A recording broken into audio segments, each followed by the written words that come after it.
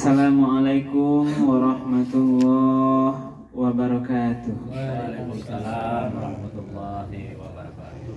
Alhamdulillahirabbil alamin allazi anzala sakinata fi qulubil mu'minin. Asyhadu an la ilaha illallah wahdahu la syarikalah wa asyhadu anna Muhammadan abduhu wa rasuluh sallallahu alaihi wasallam la nabiyya ba'dah. Faqala Allah ta'ala fil Qur'anil Karim, A'udzu billahi minasy syaithanir rajim. Bismillahirrahmanirrahim. Subhanalladzi asra bi'abdihi lailan minal masjidil haram ilal masjidil aqsa alladzi barakna haulahu linuriyahu min ayatina innahu huwas sami'ul basir.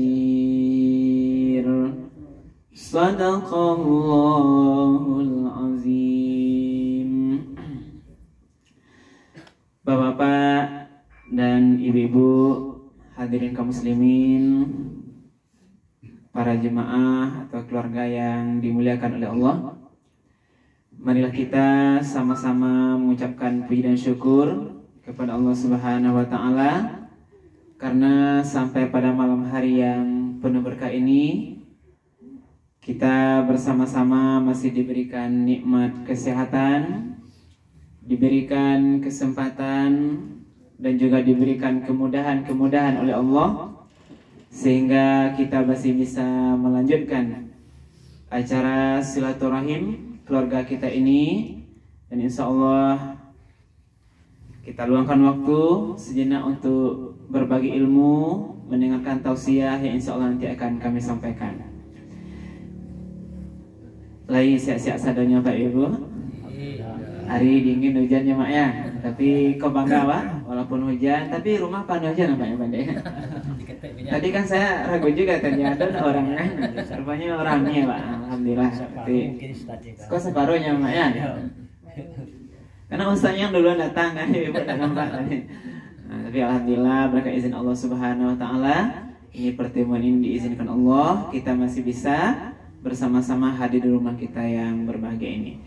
Kemudian kita sampaikan salawat dan salam kepada Nabi kita, Nabi Muhammad Sallallahu Alaihi Wasallam, yang telah meninggalkan Al-Quran dan Sunnahnya sebagai pedoman hidup kita bersama. Bapak-bapak dan ibu-ibu yang dimuliakan oleh Allah, pada malam hari ini izinkan kami menyampaikan tausiah atau kajian yang dasarnya adalah Al-Quran Surat Al-Isra ayat yang ke-1. Ayat ini mungkin sudah sering kita dengar ibu-ibu bapak, terutama sekarang bulan Rajab ya. Jadi kinilah Rajab ya Ibu. Rajab, Sya'ban, Ramadan. Berarti kita akan masuk, tidak sampai 2 bulan lain-lain, kita akan memasuki bulan yang mulia. Dan di sana kita nanti akan menunaikan ibadah puasa Ramadan. Kita berdoa kepada Allah, mudah-mudahan selama Rajab ini dan Sya'ban ini kita diberkahi oleh Allah dan panjang wawak nanti sampai wak nanti di bulan Ramadan. Amin ya rabbal alamin. Sekarang Ibu dan Bapak, kita hitung itu tanggal 21 Rajab ya. Berarti di bulan ini itu ada satu hari atau satu kejadian yang kita peringati sebagai bentuk sebuah hari besar Islam. Itulah hari peringatan Isra dan Mi'raj. Kajian Isra Mi'raj ini Ibu dan Bapak, ini perlu terus kita ulang-ulang. Karena momennya hanya sekali setahun. Banyak hikmah yang dapat kita ambil dari sebuah kejadian yang sungguh maha dahsyat, kejadian yang luar biasa dalam peristiwa Isra Mi'raj ini. Maka itu, sebagai dasarnya adalah peristiwa Isra, itu ayat Al-Isra ayat 1 ini, nanti Mi'rajnya itu ada di dalam surat An-Najmi. Kita malam ini akan melihat satu surat Al-Isra ayat 1 ini. Kami ulang kembali ayatnya Ibu dan Bapak. A'udzubillahi minasyaitonirrajim. Bismillahirrahmanirrahim. Subhana. Jadi ini awal ayat. Subhana. Maha suci Allah. Allah berfirman dalam ayatnya menyatakan kalau Dia maha suci. Apa makna maha suci? Makna tasbih atau suci itu adalah bahwa Allah Subhanahu wa ta'ala itu jauh dari sifat-sifat kekurangan, sifat kelemahan. Berarti Allah itu maha sempurna, maha segalanya, maha suci. Tidak ada kurang, tidak ada cacat sedikit pun. Inilah dipakai dasar Isra itu. Ini harus kita sadari benar adalah itulah dasar pemahaman kemahasucian Allah dalam menilai peristiwa Isra Mi'raj. Karena kalau tidak kita awali sebuah pengakuan keagungan, kebesaran atau kemahasucian Allah itu, nanti tidak tamakan dia menilai doa peristiwa Isra Mi'raj itu. Karena peristiwa Isra Mi'raj itu adalah peristiwa yang harus dikaji dengan kajian iman. Tidak bisa menilainya hanya dengan akal pemikiran saja. Karena tidak masuk di akal, pasti tidak terima akal. Jadi kita lihat bagaimana. Kita lanjut dulu. Subhanallazi, maha suci Allah yang asra, yang telah memperjalankan. Jadi asra ini Bapak juga dipahami sudah ada di sana makna memperjalankan di malam hari. Tapi nanti ada dipakai lailan lagi sebagai pengkhususan. Jadi subhanallazi asra, maha suci Allah yang telah memperjalankan bi'abdihi. Bi'abdihi ini maknanya adalah memperjalankan akan hambanya. Abdun. Allah tidak pakai di situ Muhammad. Maha suci Allah yang telah menjalankan Muhammad, tidak. Tapi bi'abdihi, hambanya. Karena ada beberapa makna dari hamba yang perlu pahami Ibu dan Bapak nanti menilai peristiwa Isra Mi'raj. Nah, pemahaman abdihi yang pertama adalah bahwa Muhammad itu diperjalankan, itu lengkap dengan tubuhnya dan rohnya gitu. Karena abdun itu adalah hamba, ada urangnya, ada jasadnya. Tidak rohnya saja, tidak jasadnya saja. Karena kalau berjalan rohnya saja, itu tidak istimewa aja ya, sama aja mimpi gitu. Karena berjalan roh, dia mimpi dengan orang lain. Ini juga menjadi tantangan kajian-kajian yang terus bergulir. Karena ada orang menganggap kalau Isra Mi'raj hanyalah mimpi. Tentu iya, kalau mimpi namanya orang mimpi tentu bisa mematuhi jalan dari Isra Mi'raj dari Makkah ke Masjidil Aqsa, tapi kata langit, tentu bisa berarti tapi dia bermimpi. Awak pun bisa mimpi. Awak mimpi kini, awak lah balik dari Jakarta ya Pak ya, contohnya kan? Mimpi bisa. Pak Kecian dalam 1 menit atau 10 detik awak lah pulang dari Makkahnya, bisa aja bermimpi. Tidak ada istimewanya karena mimpi. Tapi ini makna abdun, bahwa Muhammad itu Isra Mi'raj diperjalankan oleh Allah, itu lengkap dengan badannya juga rohnya gitu. Itu makna abdun yang pertama ya benar. Makna abdun yang kedua, karena Muhammad itu menjalani sebuah peristiwa yang besar, yang hebat. Dia berjalan dari Masjidil Haram ke Masjidil Aqsa. Tidak hanya perjalanan itu adalah di bumi, tapi jalan menembus langit, Ibu Bapak. Itu hebat. Muhammad bisa diperjalankan oleh Allah. Dia tidak hanya di dalam sekitar bumi ini dari Masjidil Aqsa, Haram ke Masjidil Aqsa saja, tapi dia sudah berjalan keluar bumi. Jadi makanya dalam hikmah Ibu Bapak adalah tidak perlu membanggakan ada manusia dia baru senang keliling dunia pada. Kalau mungkin di mana? Kalau Muhammad kamu aja baru mah. Tidak telawat Muhammad nama ya. Muhammad jalannya ke Telangi. Dia bertamasa beriahlahnya, tajawal jalan-jalannya tidak hanya di bumi. Maka kalau ada manusia yang mengelilingi bumi, ada manusia kaya dialah bisa mengelilingi bumi itu masih kecil baru di bumi, belum ada yang sampai ke langit. Ya Pak Lia sampai ke langit. Kalau daerahnya pilih-pilih baru kan di Sumatera ini. Muhammad dia bisa berjalan di bawah Allah tidak hanya di bumi tapi menembus langit. Langit 1, 2, 3 sampai 7 bahkan langsung menghadap Allah Subhanahu wa taala. Inilah perjalanan yang sangat dahsyat. Nah, karena itu hebat Muhammad iya. Tapi Allah pakai abdihi. Walaupun Muhammad lah bisa jalan-jalan di bumi dan ke langit bahkan menemui Allah, dia tetap hamba. Nah, hambanya Allah. Tidak naiklah peringkatnya menjadi Tuhan Muhammad. Yang Tuhan Allah, Muhammad tetaplah hamba karena dipakai hambanya Allah. Jadi walaupun lah pandai jalan-jalan jauh, kadang-kadang orang baru jalan sampai di Indonesia baru keliling lah merasa Tuhan, bahkan lupa lo kehambaan, lah durako ke Tuhan karena merasa uangnya banyak. Muhammad saja berjalan tidak hanya di bumi ini, bahkan sampai ke langit menemui Allah, dia dicap oleh Allah tetap sebagai hamba yang harus patuh pada Allah. Itulah mana abdun. Ya maknanya. Nah. Berarti maha suci Allah yang telah memperjalankan. Jadi tadi memperjalankan kita pertegas lagi. Isra Mi'raj itu Ibu dan Bapak itu bukan keinginan Muhammad, tapi Allah sendiri yang ingin memperjalankan Muhammad. Kenapa Allah perjalankan Muhammad? Ada beberapa faktor penyebabnya yang bisa kita lihat kondisi saat itu. Isra ini Ibu dan Bapak itu terjadi lebih kurang 2 tahun sebelum hijrah. Atau tepatnya dipahami oleh para ulama sekitar 16 bulan sebelum dia hijrah ke Madinah. Berarti belum ada Masjid Nabawi lagi pada. Makanya yang ada baru Masjidil Haram di Mekah, Masjid Al-Aqsa di Palestina.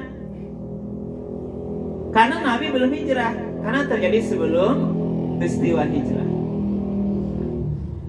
Allah memperjalankan. Dari mana jalankan? Bi'abdihi lailan. Lailan maknanya adalah kenapa dipakai lagi lailan? Tadi lah dikatakan asra itu memperjalankan sudah ada artinya malam tuh. Tapi dipakai lagi lailan. Makna lailan di sini benar apa adalah ini diperjalankan hanya butuh waktu sebagian kecil malam. Jadi malamnya tidak sadar malam Pak Ali. Kalau sadar malam kan mulai isya sampai subuh. Tapi lailan ini maknanya dari malam tuh hanya sebagian saja waktunya. Nah, sebagian kecil malam. Jadi Muhammad diperjalankan oleh Allah pada sebagian malam minal Masjidil Haram, dari Masjidil Haram di Mekah sampai awak Ka'bah itu Ibu apa mungkin yang saudara naik haji dari situ diperjalankan. Nah, nanti ada sejarahnya. Ilal Masjidil Aqsa diperjalankan sampai ke Masjidil Aqsa. Berarti sebagian malam dari Masjidil Haram ke Masjidil Aqsa. Hanya sebagian malam. Disiko sajalah kalau menilai tidak dengan iman, tidak mengakui tadi subhana tadi. Oh, maka itu bohong-bohongan kan? Tidak mungkin. Sebab itu apa adalah perjalanan dari Masjidil Haram ke Masjidil Aqsa waktu itu ditempuh lebih kurang 40 hari 40 malam. Antara 30 hari 30 malam sampai 40 hari. Dengan kendaraan menempuh padang pasir yang sangat panas. Tidak ada pesawat dulu dah Pak. itu ditempuh oleh para pedagang, para musafir yang berjalan 40 hari 40 malam baru sampai dari Mekah ke Baitul Maqdis. Tapi Muhammad berjalan, diperjalankan hanya sebagian malam. Kocak. Tak mungkin. Kenapa juga bisa? Muhammad itu diperjalankan Allah dengan kendaraan yang namanya burak. Nah, burak ini. Burak ini dalam satu hari kita lihat dia melangkah kakinya satu langkah sejauh matanya memandang. Lebih cepat dari kilat lagi. Karena jarak dari Masjidil Haram, Masjidil Aqsa, taruh ke langit 1, naik ke langit 2 sampai 7, mereka turun balik. Jaraknya saja tidak mungkin dengan sebagian malam, Pak. Itu tidak masuk akal. Maka kajian ilmuwan ini menilai Muhammad kalau betul berjalan dengan jasadnya, badannya kasar tadi, dia akan hancur dibawa oleh burak. Karena makhluk fisial ini berapa? Mungkin pesawat yang kencang, dia berjalan sekian jauh kecepatan cahaya, dia akan hancur berkeping-keping. Tidak mungkin Muhammad itu bisa selamat. Bara kecepatannya kata langit sampainya sebagian malam. Pesawat yang cepat itu, kalau ditambah kecepatan notnya itu, hancurnya melatihnya gitu. Awaknya dari bahasa bondanya pada kadang-kadang lari 100, lampir tabang rasanya kan 100 kilo per jam. Tapi kenapa Muhammad bisa dibawa dengan jasadnya melebihi sekian kali kecepatan cahaya selamatnya? Kenapa demikian? Karena subhana, tadi masya Allah, Allah yang memperjalankan. Itu kuncinya, bukan kena Muhammad. Kalau Allah yang perjalankan, dia bisa saja menundukkan semuanya. Yang punya waktu Allah, yang punya angin Allah, yang menyebabkan rusak hancur semua itu Allah. Kenapa Allah tidak bisa membuat Muhammad itu bisa tetap selamat dengan kecepatan yang kencang? Itulah tadi kita harus nilai dengan kemahadahsyatan, kemahakuasaan Allah. Makanya awal ayat subhana, maha suci Allah. Allah ibu nampakkan nama suci itu bisa saja berbuat apa yang dia kehendaki hanya dengan mengatakan kun fayakun. Sebagaimana surah Yasin Pak ya.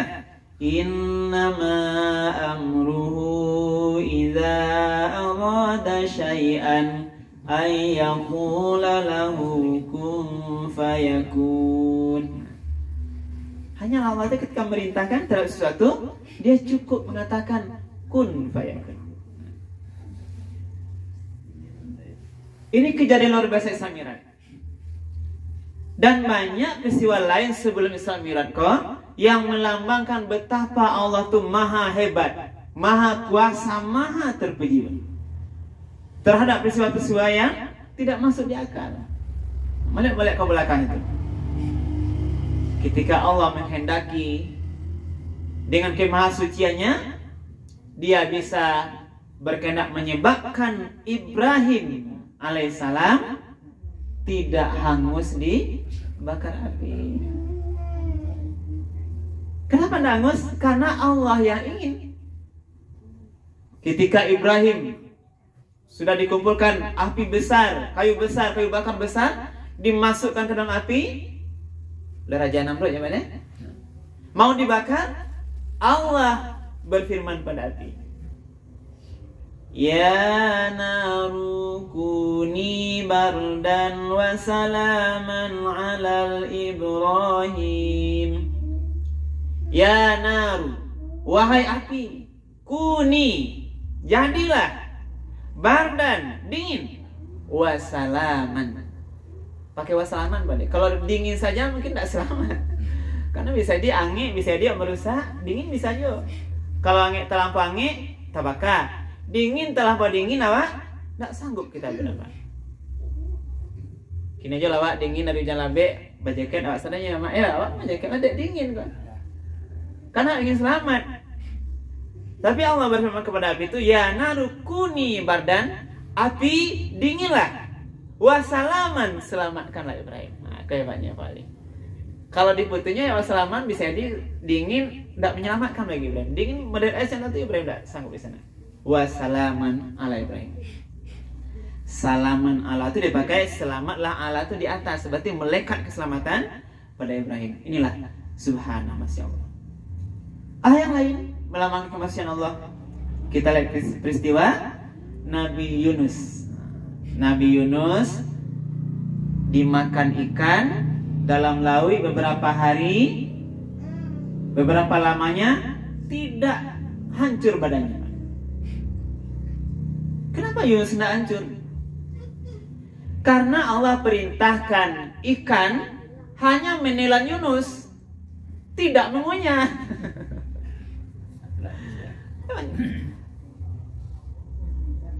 Ya, mak ya. Telan Yunus itu kata Allah, tapi jangan dikunyah, jangan dimakan. Berarti sekedar masuk ke perutnya ikan. Di situ aja selamat di dalamnya Pak. Kenapa dimakannya dari rawa kadang cair, bukan buaya cair, tapi Allah berkehendak memasukkan memakan ikan itu, diperintahkan suruh makan Yunus. Di dalam perut ikan selamat Yunus sampai nanti dikeluarkan lagi. Yunus pun berkata, Subhanallah, Maha Suci Allah ketika dia berada dalam perut ikan, dilemparkan lagi keluar. Kenapa bisa? Karena Allah yang berkehendak. Subhanallah. Satu lagi teman-teman, peristiwa kenapa Siti Maryam bisa hamil Isa alaihissalam.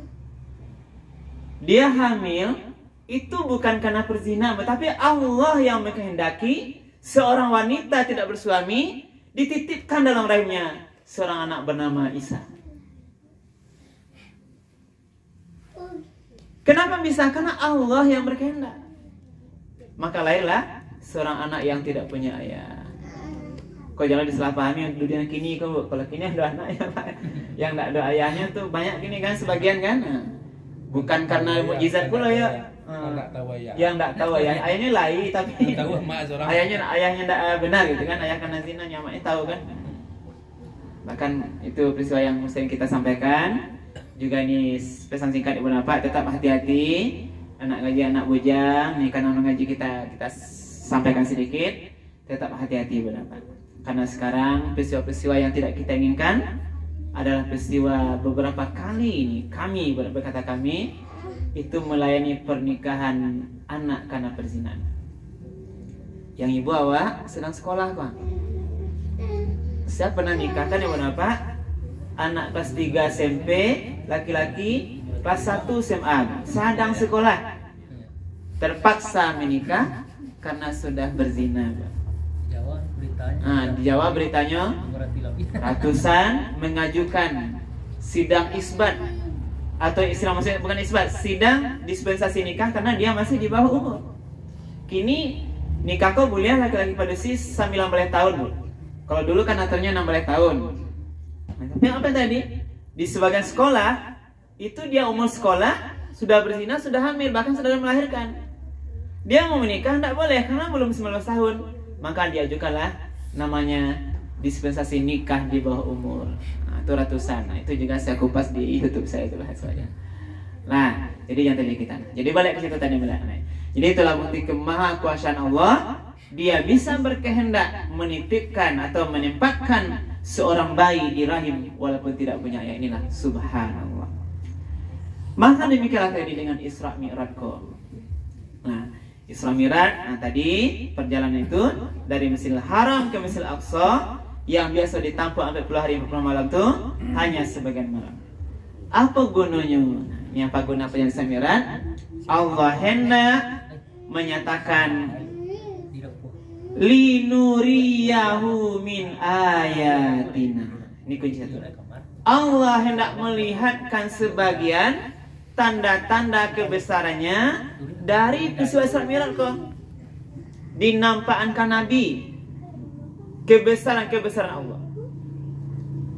Maka pas Nabi dibawa tuh nih kalau sejarah kan saya sampaikan Bu, karena dia tahun itu adalah tahun dinamakan Yaumul Husni, tahun kesedihan Nabi. Sebelum berangkat itu Nabi ditimpa kesedihan namanya. Menyebabnya sedih. Yang pertama meninggal istrinya, Pak. Awak laki-laki kok pada pasti sadia awak meninggal orang mawa. Itu ada yang meninggal rumahnya mungkin ya Pak. Ada orang tua. Nah, pasti awak bersedih. Itu normal. Apalagi Khadijah yang selalu mendampingi Nabi suka duka, termasuk dia membantu Nabi dalam pendanaan termasuk dakwah tuh. Ternyata waktu itu dipanggil meninggal. Yang kedua meninggal paman Nabi. Siapa namanya? Siapa namanya? Siapa nama paman Nabi? Kepala sekolahnya Abu Thalib ya. Abu Thalib itu adalah paman Nabi yang membacking dakwah Nabi. Dia tokoh Quraisy yang menghalangi orang-orang kafir Quraisy dari kejahatan pada Nabi. Tokoh politik dia benar. Nah, jadi dakwah Nabi itu sebenarnya barik tantangnya, tapi orang kafir Quraisy masih merem-rem karena sagan kah Abu Thalib. Karena Abu Thalib itu tokoh Quraisy, kok kadiananya Nabi atau diganggu Nabi masih terhalang dengan tokoh politik ini Abu Thalib. Balik ke politik, jadi sudah backing aja nih. Jadi Abu Thalib paman itu tidak hanya sebagai paman, tapi pembacking secara politik dakwah Rasulullah. Jadi kalau mau tokoh sudah backing aja juga rupanya. Tapi waktu itu meninggal pamannya, berarti berat lah, makin berat dia. Tambah lagi yang terakhir penolakan besar dakwah Nabi ke Taif. Nabi berharap bisa berdakwah ke Taif diterima. Tapi di Taif, Nabi tidak diterima, ditolak. Bahkan para pemuda Taif berkumpul bersama-sama serentak melempar batu kepada Nabi, mengusir Nabi keluar dari Taif. Bahkan Nabi berdarah-darah dalam sejarah. Karena itulah Allah lihatkan, Allah kuatkan hati Muhammad di bawah dia berjalan-jalan. Jalan-jalan, linuriyahu melihat sebagian tanda-tanda kebesaran Allah. Nanti tanda kebesaran itu ini waktu berapa nanti itu disampaikan dalam beberapa dalil disampaikan nanti di langit 1 bertemu dengan para nabi, nanti di sana bertemu dengan Nabi Adam, langit 2 bertemu dengan Nabi Isa Yahya, bertemu lagi dengan Nabi Yusuf yang paling ganteng, Nabi Idris, Nabi Harun, Nabi Musa, Nabi Ibrahim. Nanti bertemu dengan Allah dan Allah perlihatkan juga nanti kondisi surga neraka. Allah lihatkan sebagiannya. Apa contoh yang nampak di Nabi? Salah satunya adalah ketika melihat neraka ibu apa? Nabi melihat orang yang mencakar-cakar wajahnya dengan besi dari logam. Berarti mengazab dirinya. Kenapa demikian? Ditanyakannya, kenapa wahai Jibril? Itulah gambaran umatmu yang nanti suka dia atau memakan daging saudaranya. Apa kan daging saudara itu? Menggunjing, meribah. Karena kita ini kan bersaudara. Nah, kalau kajian lebih luas, sama saudaranya dari Nabi Adam. Apalagi ini satu rahim bersaudara. Orang yang meribah atau mempergunjing orang lain itu sama dengan memakan dagingnya sendiri. Nah, itulah juga surah Al-Hujurat. Ya ayyuhalladzina amanu jtanibu katsiran minadh-dhann inna ba'dadh-dhanni ismu wa la tajassasu wa la yaghtab ba'dukum ba'dha ayuhibbu ahadukum ayyakula lahma akhihi maitan fakarihtumuh wattaqullaha innallaha tawwabur rahim. Wahai orang beriman, jangan kamu cari-cari kesalahan orang lain. Jangan kamu menggunjing sebagian kamu dengan sebagian lain, karena kita ini bersaudara. Orang yang menggunjing, kan kita tahu menggunjing apa ya, ghibah ya. Menggunjing itu mencari tuan orang lain, keburukan orang lain. Seandainya dia ada di situ, dia akan tidak senang, Bo. Memang ada. Gunjing itu mencari tuan ada, kok tidak boleh ya? Aib. Tidak boleh Pak ceritakan keburukan apalagi saudara kita. Ketika menceritakan keburukan orang lain, semua awak jo memakan daging awak seorang. Ayuhibbu ahadukum ayyakula lahma akhihi. Apakah kamu suka salah seorang kamu ayyakula memakan lahma akhi? Ayuhibbu ahadukum ayyakula lahma akhihi maitan. Apa kamu suka memakan daging saudaramu yang sudah mati? Makan daging lah mati, berarti bangkai. Berarti orang yang menggunyi itu sama dengan bangkai. Ya saya. Iya bangkai saudaramu. Fakarihtumu, pasti kamu akan jijik padanya.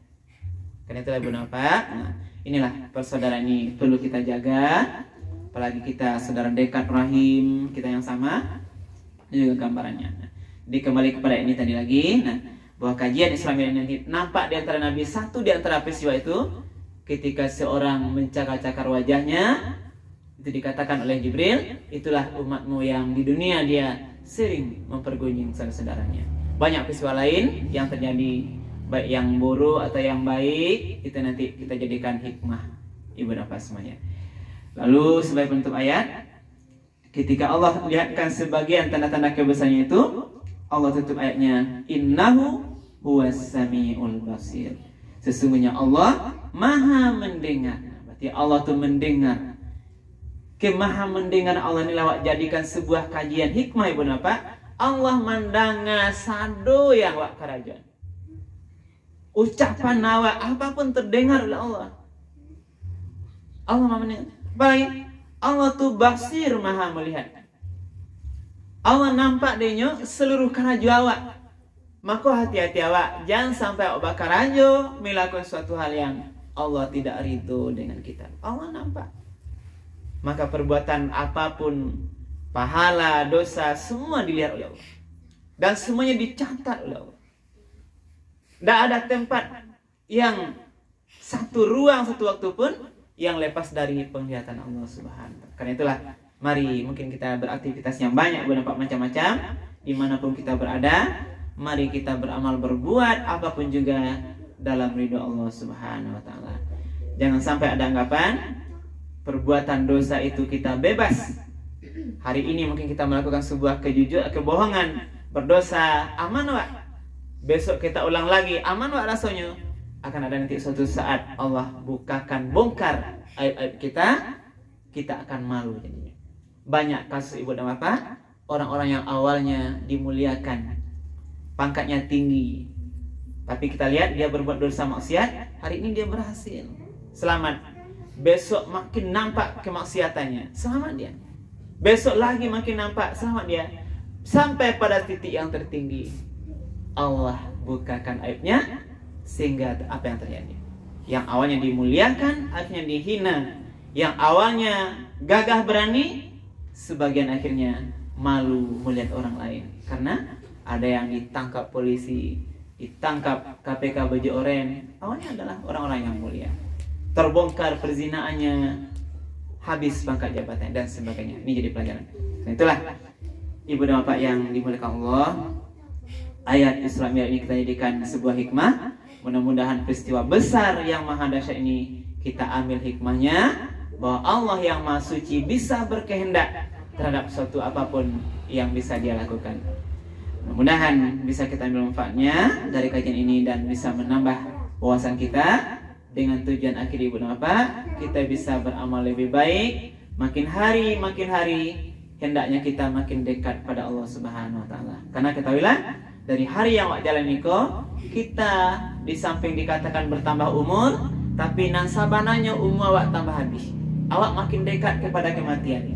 Karena itulah, karena kita makin dekat menuju kematian itu, mari kita perdekat dengan Allah Subhanahu wa Ta'ala.